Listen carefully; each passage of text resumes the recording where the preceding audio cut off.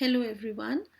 In this video, I'm going to share with you an example where we are going to discuss about that when CDF of the continuous random variable is given, then how to find if any unknown entry is there, any unknown value, and also how to get the probability density function, which is in short form we call PDF. So there are 2 points we are going to discuss in this example. So let us begin with that what is given to us. In this question, a continuous random variable, the cumulative function, which is always denoted by capital Fx, is given us in 3 intervals. 1 and 3 are the points which we can see. So the first point is that how do we calculate this unknown k, which you can observe is available in the second interval, this value. So the step is what is the concept which can be used for it? Since the CDF is continuous and we know that there is no gap in the CDF function when we plot, so we can encache that information. It means, let's say this k is lying in this interval where 1 and 3 are the lower and upper value. So what we can do, we can use this knowledge of the continuity of the function behavior. It means the value of f at 1 is same in this interval as well as in the previous interval.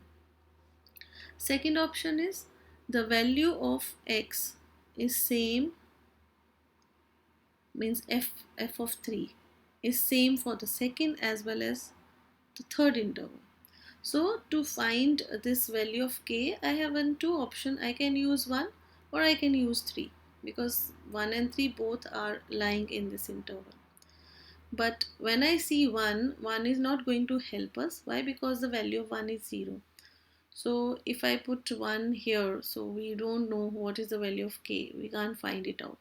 So only option for us is let us use 3 for it. So how do we calculate it?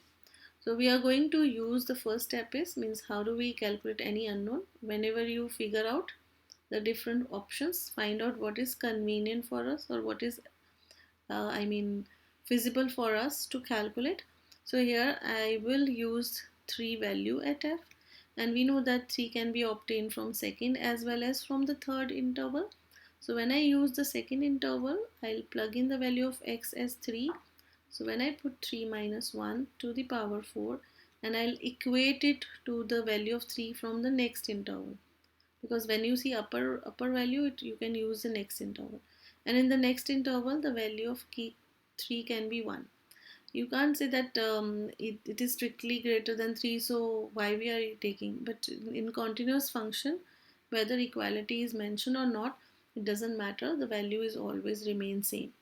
So we can use it, and when we simplify it, we get 3 minus 1 is 2, 2 to the power 4 is 16.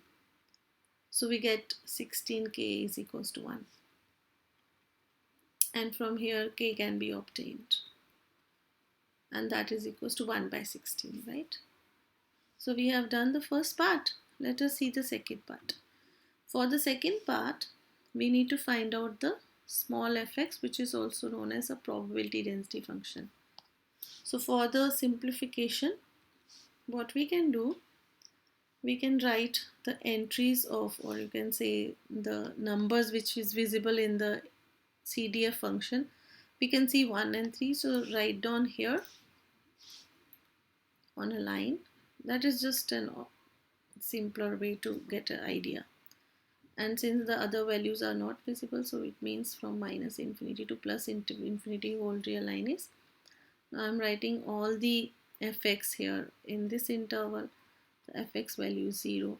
Between 1 to 3, fx value is k times, so k is already calculated. So it is x minus 1 to the power 4. And here in the third interval, we have a 0. So we got this value.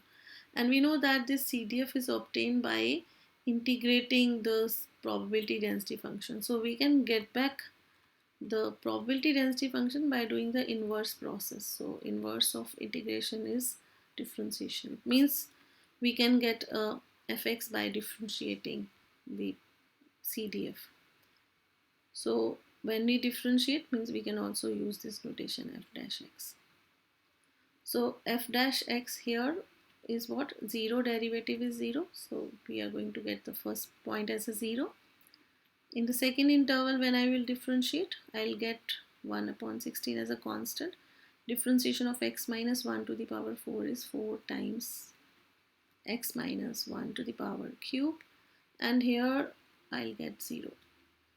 So what we are observing, that in this situation, this is the only function which is available, rest are all 0.